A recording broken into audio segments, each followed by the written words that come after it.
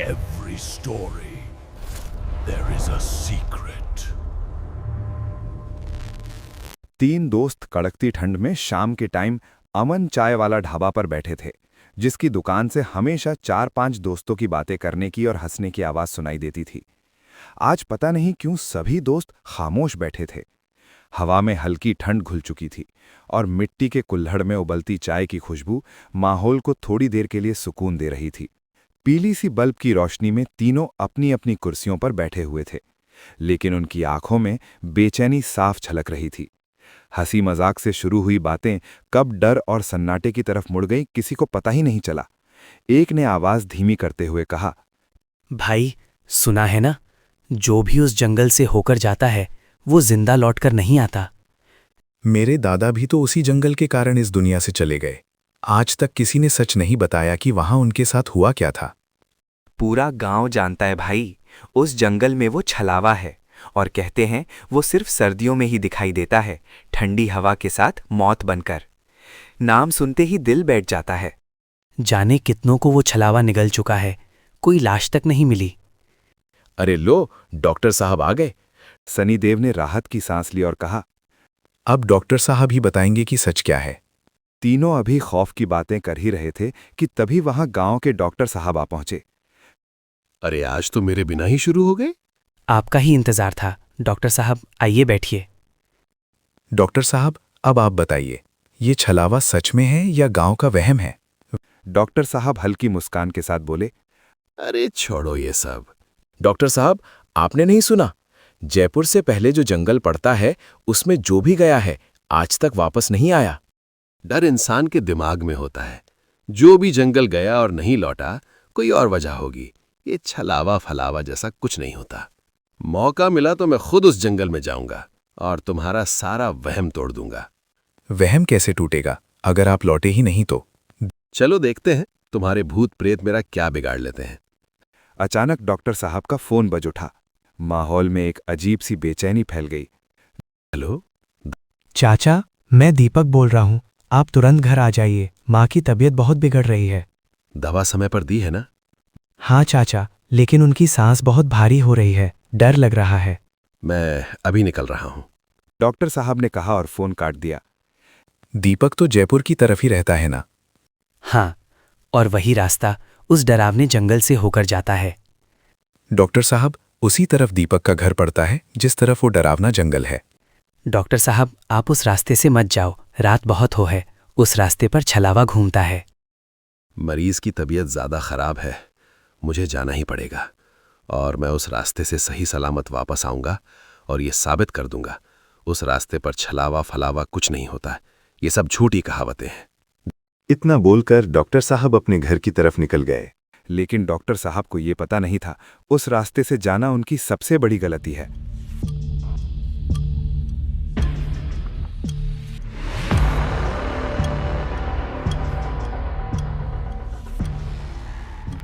गायत्री, मेरा बैग कहाँ रखा है?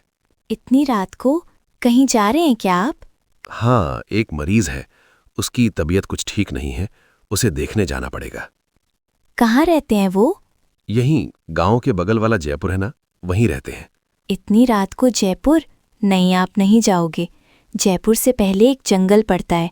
उस जंगल के बारे में मैंने अजीबोगरीब कहानियां सुनी हैं। ऊपर से मौसम भी बिगड़ रहा है, बादल अजीब आवाज कर रहे हैं। मरीज को देखने तो जाना पड़ेगा ना। और गायत्री, तुम इन सब बातों पर विश्वास नहीं करती हो। मैं एक डॉक्टर हूं, मैं इन सब बातों पर विश्वास नहीं करता। सावित्री ने जल्दी से कहा, आप थोड़ी देर रुकिए, मैं अभी आई। फिर अचानक जैसे कुछ याद आ गया हो, उसने अंदर से एक पुरानी शंकर भगवान की तस्वीर निकाली और डॉक्टर साहब के हाथ में रख दी। ये रख लीजिए, महादेव जी तुम्हें बुरी आत्माओं से बचाएंगे। क्या गायत्री, अब इस तस्वीर से क्या होगा? ये तस्वीर मुझे बुरी आत्माओं से बचाएगी कैसे? मजाक मत कीजिए, इतनी रात है, वो रास्ता और ऊपर से ये ठंड। इसे चुपचाप बैग में रख लीजिए। अच्छा ठीक है, तुम्हारे कहने पर रख लेता हूं। अब चलता हूं, देर हो रही है। डॉक्टर साहब आधी रात को जयपुर की ओर निकल पड़े। ठंड बढ़ती जा रही थी और आसमान में बिजली बार बार चमक रही थी, जैसे अंधेरा किसी को चेतावनी दे रहा हो। अचानक तेज बारिश शुरू हो गई।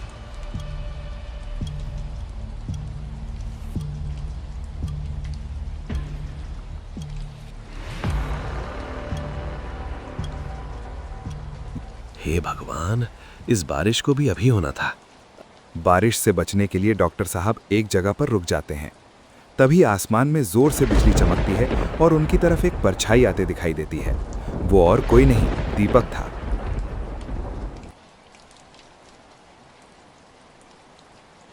अरे दीपक, तुम क्यों परेशान हुए? मैं आ ही तो रहा था घर। चाचा, मुझे लगा आप इतनी रात को कहाँ भटकोगे, इसीलिए लेने आ गया। ऊपर से ये बारिश। मुझे नहीं लगता बेटा ये बारिश रुकेगी। वॉइस बारिश में ही चलें क्या? चाचा, बारिश को रुक जाने देते हैं, फिर चलेंगे, वरना आपकी और मेरी दोनों की तबीयत खराब हो जाएगी। ठीक है बेटा, जैसी तेरी मर्जी। लेकिन तेरी माँ की ज़्यादा तबीयत तो खराब नहीं हो रही है? हो रही है, लेकिन इतनी भी ज़्यादा नहीं हो रही है।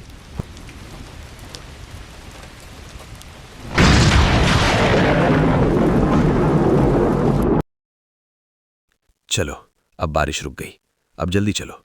जी जी, चलिए।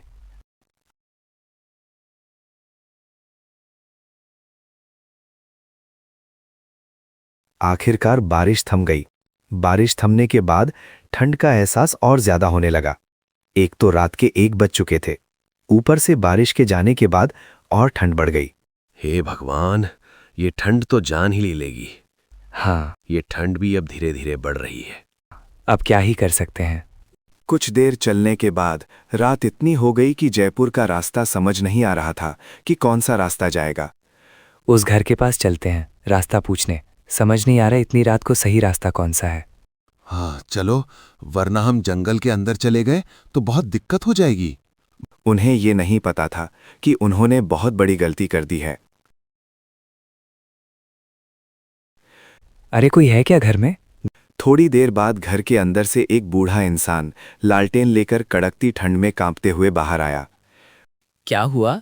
तुम लोग कौन हो? बाबा, हमें रात को जयपुर का रास्ता समझ नहीं आ रहा, कौन सा जाता है। अच्छा, एक काम करो, सीधे इसी रास्ते पर चले जाओ। धन्यवाद आपका बाबा। एक काम करो, रात बहुत हो गई है और इस रात में कुछ दिख भी नहीं रहा है, इसलिए मेरे घर ही रुक जाओ, सुबह होते ही निकल जाना। अरे नहीं बाबा, मैं एक डॉक्टर हूँ, अपने मरीज को देखने जा रहा हूँ। कंडीशन बहुत ज्यादा खराब है। अच्छा फिर ठीक है, जाओ। बाबा के चेहरे के अंदर कुछ और ही दिखाई दे रहा था, मानो वे जंगल में अब फंस चुके हैं दोनों। ये देखो, सामने तो पूरा जंगल है। अरे हाँ, कहीं बाबा ने हमसे झूठ तो नहीं बोला? एक काम करो, दोबारा चलते हैं। बाबा, एक बार और बाहर आओ। कुछ देर बाद घर के अंदर से जोर जोर से रोने की आवाज आने लगी। वो आवाज कोई भी सुने तो उसके रोंगटे खड़े हो जाएं। वो आवाज इतनी अजीब थी कि दोनों वहां से तेज तेज भागने लगे। वे वहां से तेज तेज भागते हुए बीच जंगल में घुस गए। अरे तुम रुक क्यों गए? भागो। अभी तुम्हें पता चल ही जाएगा कि मैं क्यों रुक गया।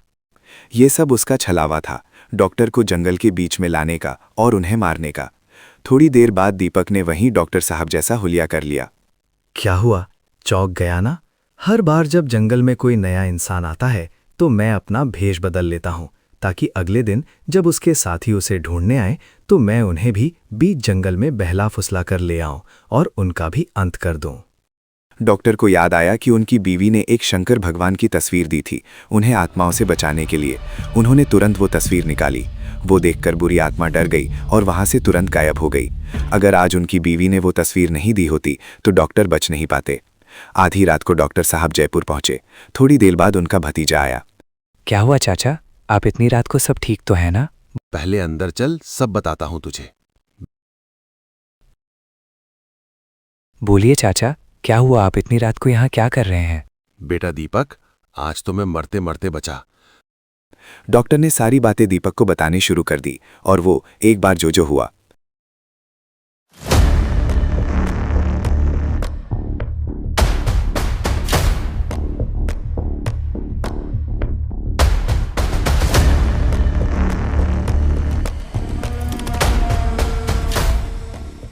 चाचा, रात को कोई भी फोन करे, उस जंगल से भूलकर भी मत आना।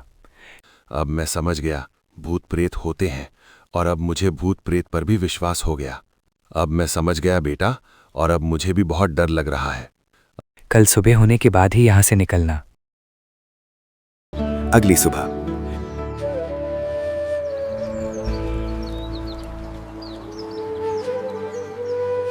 अब आपकी तबीयत कैसी है? हाँ ठीक है। हाँ, समय समय पर जो दवाई दी है वो लेते रहना। चलो मैं निकलता हूँ घर के लिए। ठीक है, सही से जाना। इस चैनल पर मिलेंगी डरावनी और रहस्यमयी कहानियां जो दिल को छू जाएंगी। अगर आपको ये भयानक और रोमांचक कहानी पसंद है तो अभी हमारे चैनल मिस्टीरियस टून वाला को सब्सक्राइब कर लो।